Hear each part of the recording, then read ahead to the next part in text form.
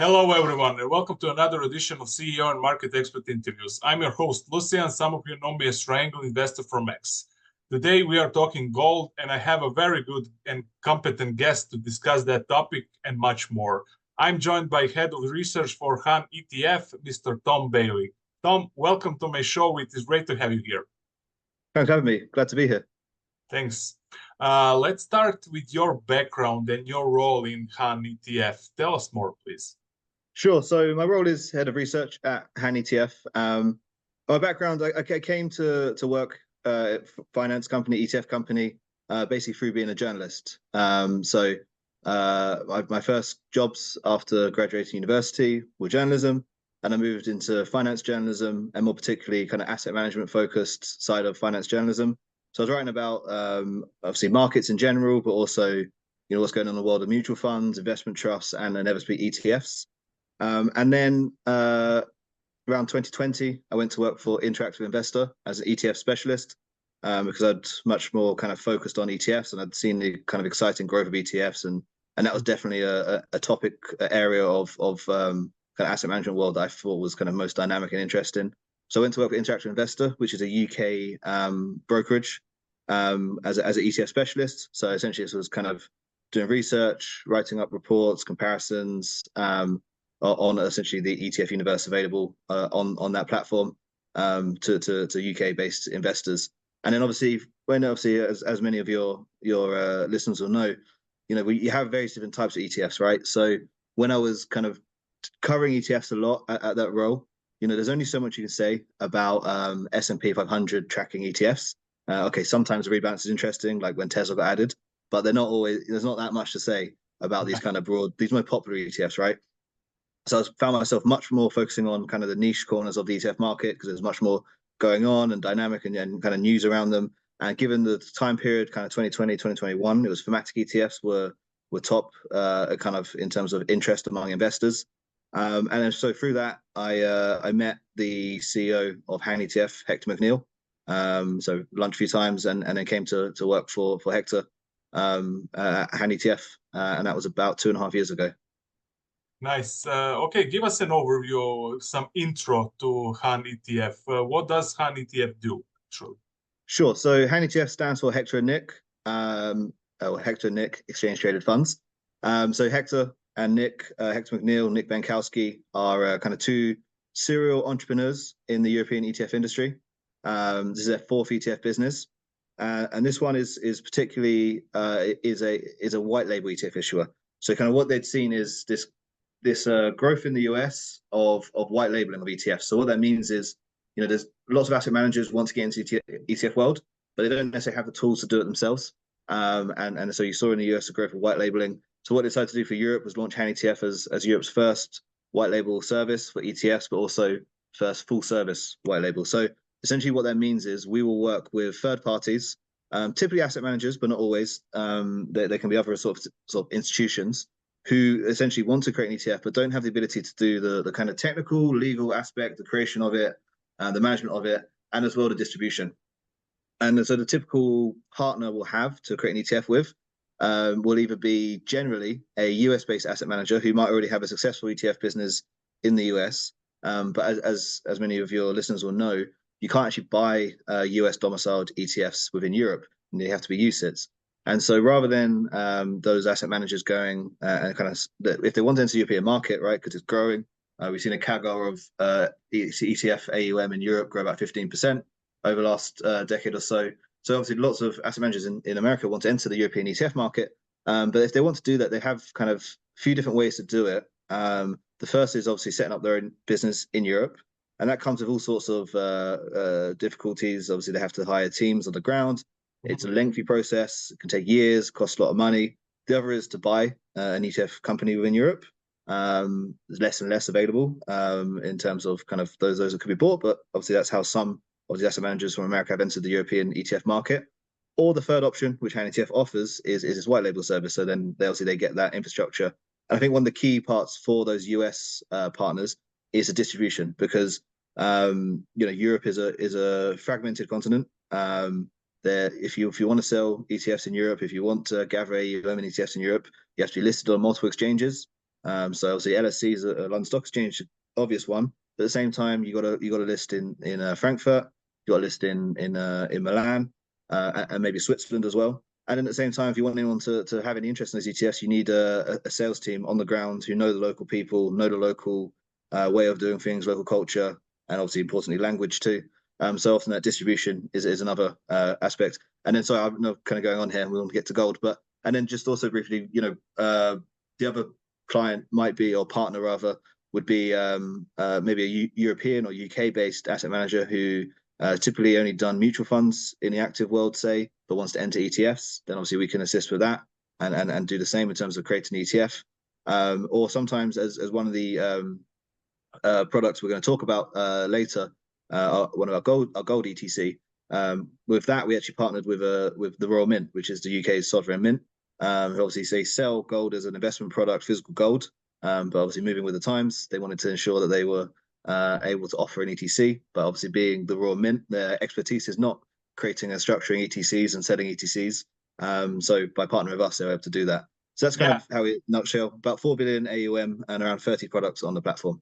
Yeah, we will get there. I have a few questions for you, but first let's discuss the gold market. Gold prices have rallied this year.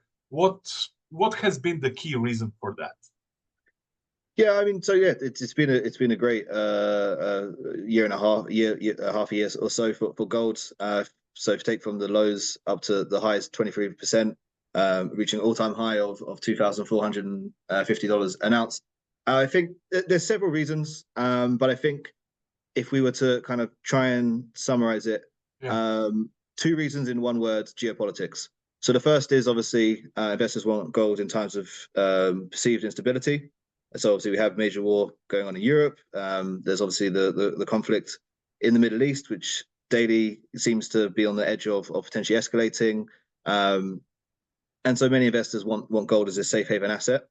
And then at the same time, in terms of we talk about geopolitics, it's central banks buying gold for their reserves. So this has been a kind of a growing trend since around 2008, but it's really picked up steam since 2022. So last year, central banks added about 1,000 tons of gold to their reserves globally, and that's the second highest annual purchase in history of central banks. Second only by not coincidentally, rather, to 2022. So this is a kind of big, I think, changing aspect of the gold market, which has been, I think, one of the key drivers of gold this year, and it doesn't show any pace of slowing down. So if you look at, say, the World Gold Council recently did a survey, and it showed that 30% of central banks intend to increase their gold purchases in the next 12 months, and that's the highest level the survey had seen since they started doing it in 2018. So I think that's a very it's obviously been there for a while, this kind of gold buying return among central banks, but it's a recently new dynamic returning, I think, and very strongly so. Yeah, the answer is pretty clear why central banks are buying gold, but nevertheless, please expand a bit on the why actually central banks are buying gold, and they are buying aggressively. Yeah, and so this is the geopolitical connection, right? So essentially, we saw after Russia invaded Ukraine, the freezing of their international reserves, and a talk of seizing them rather than just freezing them as well. So this obviously has kind of created a concern among countries such as Russia and China, but other countries too, which aren't necessarily in any hostile situation with the US or anything right now. But I think it's just this kind of general sense of the risks associated with having US dollar denominated reserves. Obviously, US treasuries are still the principal way central banks will have reserves, but also it's about that diversification to another asset class, gold, which doesn't have that same risk associated with it of being seized should that country be deemed it'd be justified to do so for that country. So I think that's really the kind of one broad aspect. And at the same time, there is this. We've seen since the war in Ukraine started, but you can trace it back for longer. Is this kind of talk of de-dollarization often coalescing around this kind of new formulation, or not necessarily new, but revived formulation of the BRICS countries and their attempt to push back against dollar dominance. So there's a lot of talk of that. but at the same time, there isn't an alternative currency to the US as a global reserve currency. There is increased cross-border trade with the renminbi. You do see now more use of the renminbi between Russia and China and stuff. Same as the rupee with India and Russia as well. But that obviously presents risks, and none of those countries want their currency necessarily to be a kind of new reserve currency, let alone anyone else, which is to kind of adopt it in the same way they have the US dollar. So absence of an alternative to the US dollar is the idea of gold. I don't actually think the US dollar is going to be dethroned as the world reserve currency anytime soon, and definitely not by gold. But in terms of that attempt at even a marginal attempt at de-dollarization, gold is the really only contender you can see. Yeah, got it. Tom, can you describe gold ownership, buying among other investors types? Yeah, so I think it's interesting because we mentioned those price drivers, right? And I mentioned one in terms of the demand for gold from investors as a kind of safe haven asset and a risk diversifier, and at the same time central banks, right? So while central banks have been buying gold, the kind of demand from other investors, it's been a bit off, really. So what we've seen this year is outflows from gold ETFs, which is quite remarkable from the sense of the strong price increase of gold over say since the start of the year. Historically that would have been correlated with a rise of AUM in gold ETFs, right? It's not been the case, so we're not seeing this kind of pickup among the ETF users of gold investing. Instead, what we have seen though is increased demand for gold bars, and it's probably something to do with kind of investors kind of wanting the physical element of gold if this is their kind of concern in terms of geopolitical risk. So that's kind of one interesting dynamic is the lack of flows into gold ETFs globally while obviously the gold price increasing.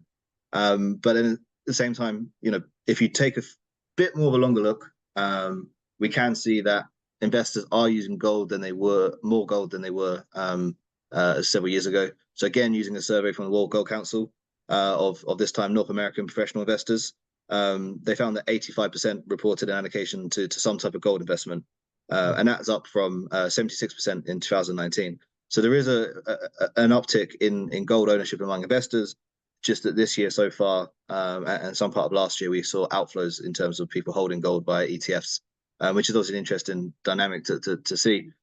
But in general, I think the investment case for gold is obviously still there among many investors.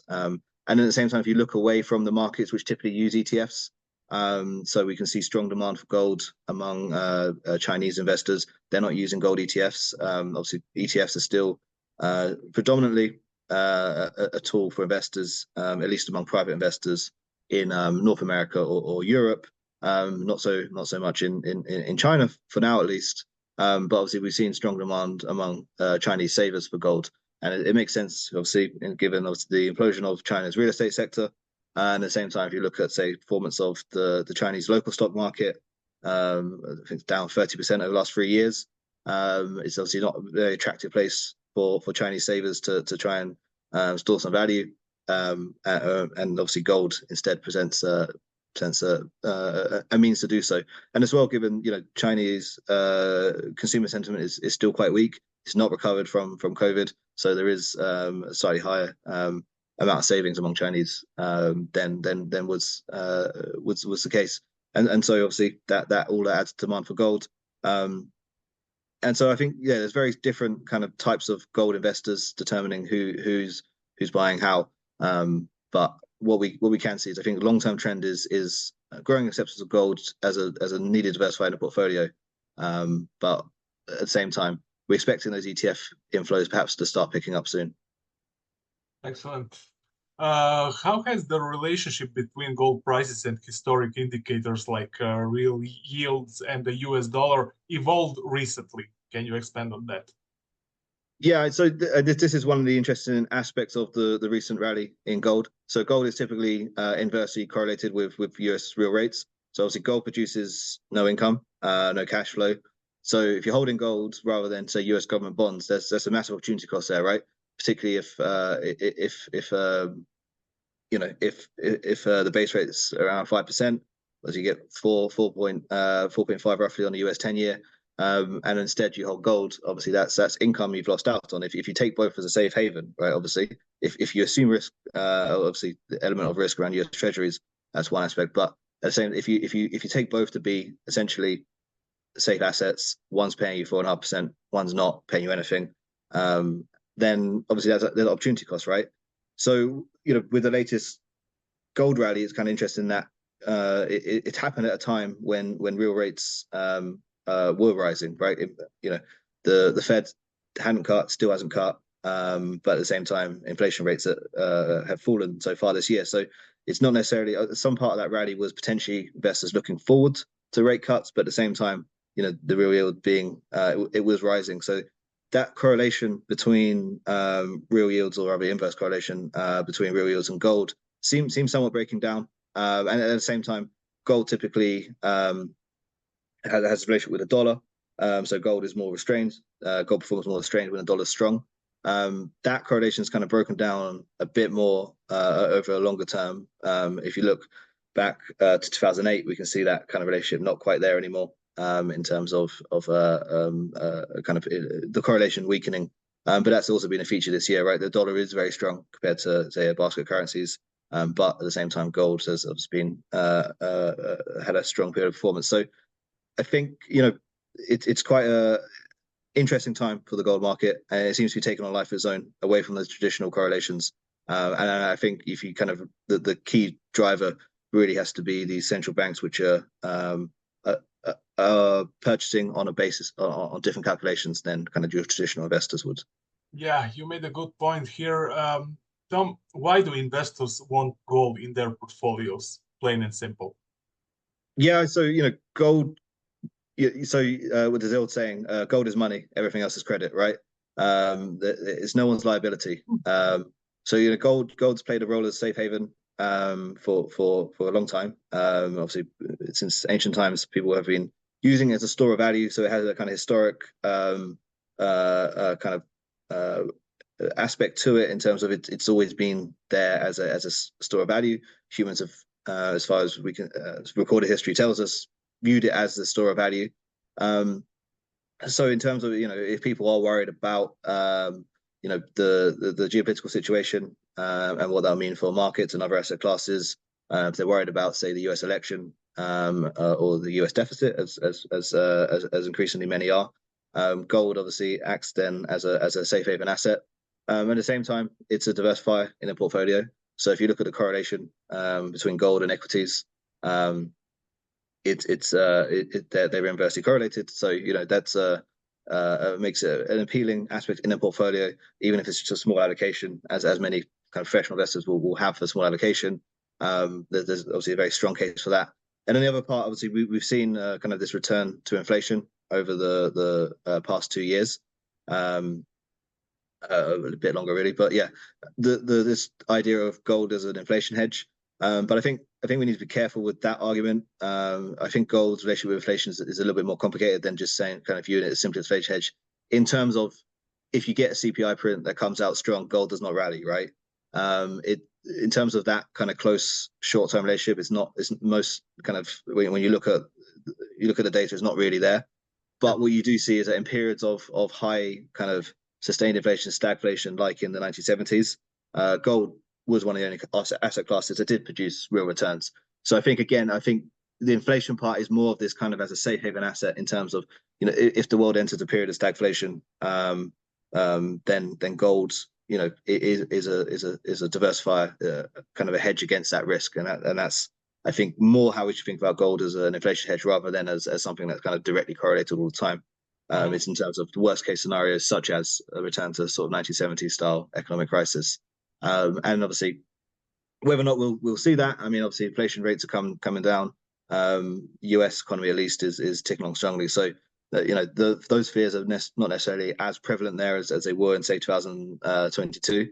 But, I think the return of inflation has obviously kind of reawakened many investors' minds to the potential risk of this. And then when you kind of think more long term, what caused the low inflation period since the 1990s?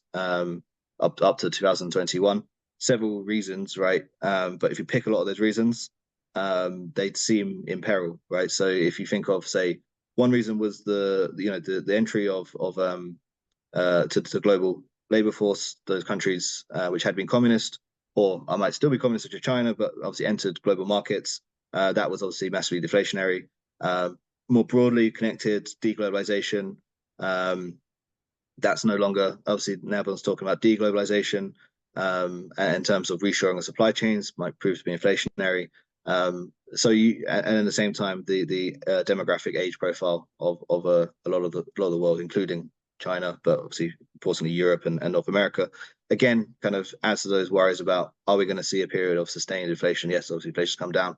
Obviously, I don't know where we're going with inflation, but that obviously I think is at top investors' mind, that period we had since the 1990s was a unique, perhaps, period in history, or was a particular cycle, era, regime, which has perhaps now ended.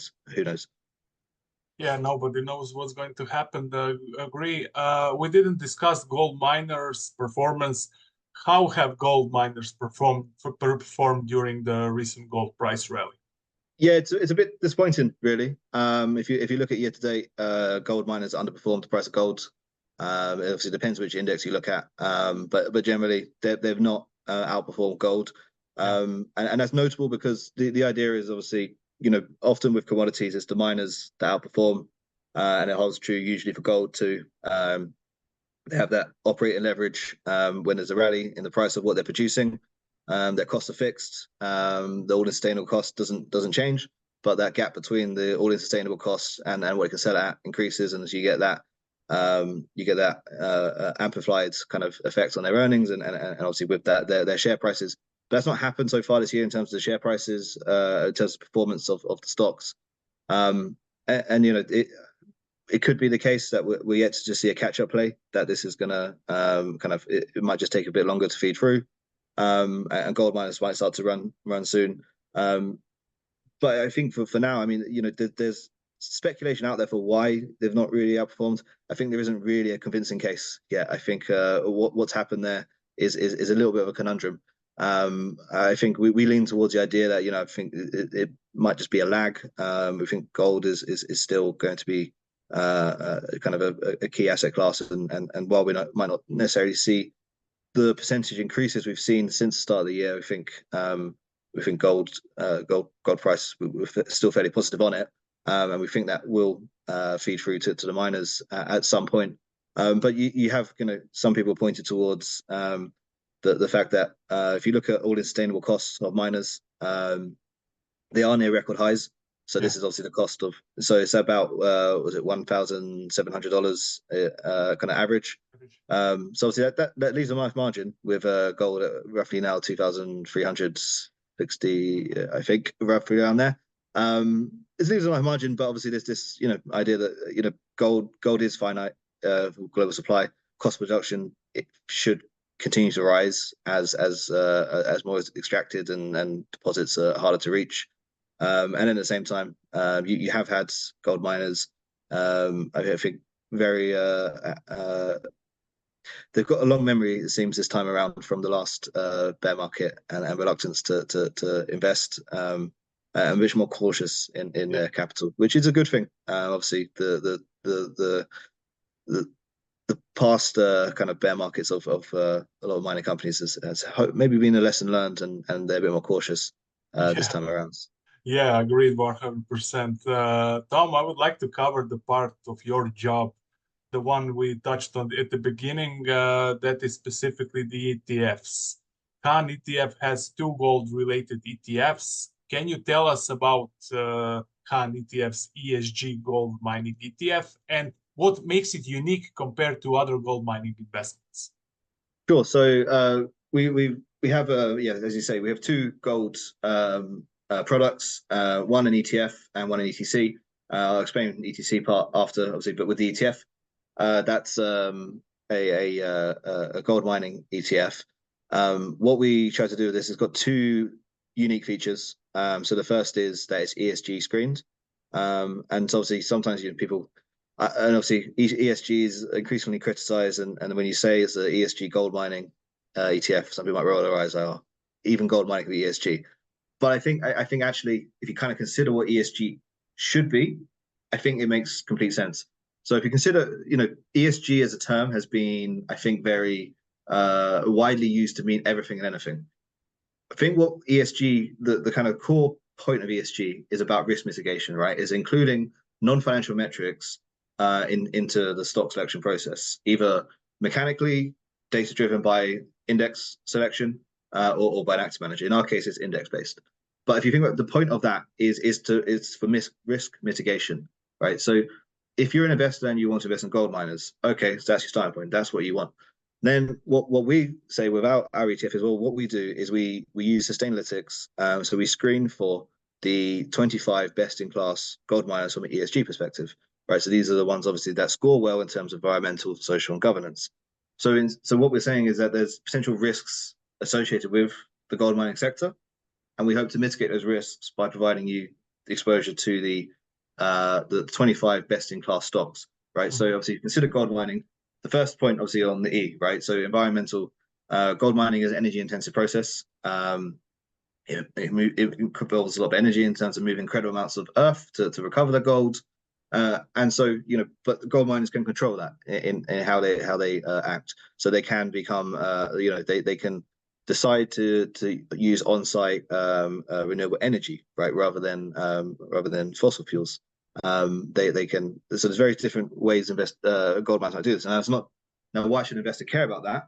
Well, they might care because they are environmentally minded, but if they're not, we'd say it's still, I think, an important aspect, because what you get then is if you look at, say, everyone's measuring emissions, right, in terms of like scope 1, scope 2 emissions. So if you look at the emissions intensity then of gold miners, then you'll have different layers, right? Those who are using more renewable energy on site are going to have potentially lower emissions. Obviously, it's various factors, but just to take that one as a very, very simple example. And so part of the screen is applying energy use of those companies. And so why should investors care? Well, if you consider, particularly, say, obviously many of your listeners are European, right? So they may be familiar with the emissions trading system, right? EUAs, where those companies which are obviously emitting pollution have to acquire these EUAs to cover their annual pollution. And obviously that's a concept which is being rolled out around the globe. There's already exists in Canada, some form of it in various states in America. And so what we say it's the world is moving towards, whether investors like it or not, it's moving towards a world where carbon has a cost associated with it. So if you have lower carbon associated with your company's operations, then you have less carbon risk. And therefore the E part makes sense in terms of trying to remove those higher emitting companies from your portfolio, because ultimately those who have high emissions associated with them, higher than the rest of the sector, are going to end up having higher costs, and that's a drag on their earnings. And then when it comes to the social aspect, obviously mining, it can be quite a sensitive area in terms of the different sites are located on. Obviously, a lot of mining operations are dependent upon the goodwill of local governments, and so having that kind of the social scoring, which will take into account labor practices and employment. No, it not for sure, right? But the idea is that those companies which have a better S score are less likely to end up being, penalized by local government, having their operations ended or their assets expropriated by government which views them negatively. Again, so it's about that, just about risk mitigation in terms of, you want gold miners. There's risks associated with it. How can we minimize those risks? And that's via the ESG screen. What are the benefits of investing in physically backed gold ETF, ETC, such as one HANetf created in partnership with Royal Mint? Yeah, so I mentioned how investors are buying gold these days, and as we've seen outflows in ETFs. But I think so gold. So first, I think just define so ETF and ETC, two terms sometimes used interchangeably. In Europe, so maybe starting point should be America. So if you look in America, right, you have ETFs, and that will include obviously the kind of equity-based ETFs talked about already. But at the same time, they have gold ETFs, which are just provide exposure to gold. In Europe, if it's not UCITS, you can't really call it an ETF. There's a different fund structure called an ETC, exchange traded commodity. which is used for gold. So that's just explain why I use the term ETC rather than ETF. And so, you have 20 years ago, roughly just over 20 years ago, we had the first gold ETCs, and then in the US, ETFs created. And this was really a way for investors to kind of have that easy access to gold investing, because if you think before that was the case, if investors wanted to invest in gold, they had several options, right? One was to buy bullion itself, but then you got that storage costs in terms of work out what to do with it. It's, while obviously the asset class is liquid and you sell it, but the physicality of it makes that tricky in terms of selling that gold. And then the other option would have been to buy gold miners as a proxy, which many investors kind of used to do and still do to some extent. But with the creation of these gold ETCs, like with an ETF, they trade on an exchange, a regulated exchange, but are physically backed by that gold. So you get that performance on the gold. It's physically backed. It's not futures based. So you're not having contango and this real yield problem with a futures based product. The shares in ETC are a claim on that physical gold. And so they've been around obviously for 20 years. We created one with Raw Mint in 2020. And the idea behind this was obviously the Raw Mint, as I mentioned, is UK sovereign mint. And one feature of the ETF, which I think really stands out to investors, or it's rather the ETC, sorry, is the fact that because we work with the Raw Mint, the gold which backs the ETC basically is stored in the Raw Mint's vaults in Llantryston in Wales. So if you take a look at a lot of other gold ETCs, or nearly every other gold ETC, the gold back in that ETC will sit in a vault, probably in London, custodied by one of the big banks. Now, there's nothing necessarily wrong with that in of itself, but when you think of why investors buy gold, it's often this kind of hedge against worst case scenario systemic risk. By the gold being backed, the gold that backs ETC being vaulted in the Raw Mint site in Wales is outside the financial system, which obviously is a kind of an extra kind of appeal to investors who have that concern about their gold and investing in gold for those reasons. And at the same time, because it's with the Raw Mint, so as I mentioned, the Raw Mint sells physical gold as an investment. You can buy bars from them on their website, small coins of gold. With the TTC, what you can do is, if you so wish, you can physically redeem your shares in ETC. So you'll buy those shares on an exchange, right, like you would with an ETF.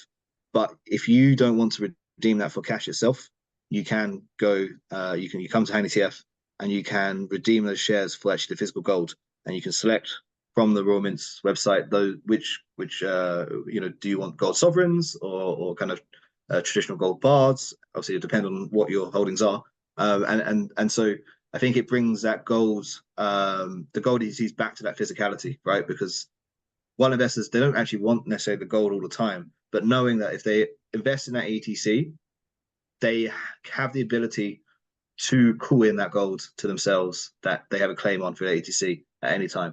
And so I think that's a kind of a powerful point. So obviously, most gold ETCs are physically backed, but having that ability to actually have a claim directly and have that gold in your hands if you desire, I think is a key USP there. Yeah, got it. How does the inclusion of recycled gold in HANetif's physically backed gold ETC impact its overall value and appeal to investors? Yeah, so in 2022, we decided to add recycled gold to the gold backing the ETC. So obviously, all gold that's ever been mined is still with us, other than the small amounts that have been shot into space. So a lot of gold is already recycled. But with this, what we wanted to do was ensure that we could have gold bars that we could certify were 100% recycled. And we could do that from working with the Raw Mint, because the Raw Mint obviously has an industrial function around the use of gold, and they have a lot of scrap gold. And so it was taking that scrap gold and recasting it into gold bars, which then we can say with 100% certainty are 100% recycled, and also come from this closed ecosystem. The reason for this is an appeal to investors who are concerned about the environmental impacts of mining. So as you know, obviously, because of a European-based company, a lot of European investors, either through their choice or through requirements, local requirements, have obviously moved much more towards sustainability. And that kind of left gold as an asset class as a bit of an open question for them, because obviously it is associated with mining. And if that was something they wanted to the kind of investment properties of gold, but weren't happy with the association with mining, then we could say, look, we have an ETC which is at least partially backed by 100% recyclable bars. So partially backed, but what the bars we call recycled are 100% recycled. They account for about 60% of the gold backing the ETC right now. But given the nature of an ETC, when new money comes in, you have to go and add gold to back it, and likewise when it comes out. We couldn't necessarily always be at 100% because we wouldn't want to sacrifice the creation redemption process of an ETC. So it's around 60%. But even taking that 60%, if you consider that recycled gold is around 90% less carbon intensive than mined gold, if you use those figures, then you can say, okay, well, 60% is 100% recycled. So that's a positive for investors who are sustainability minded.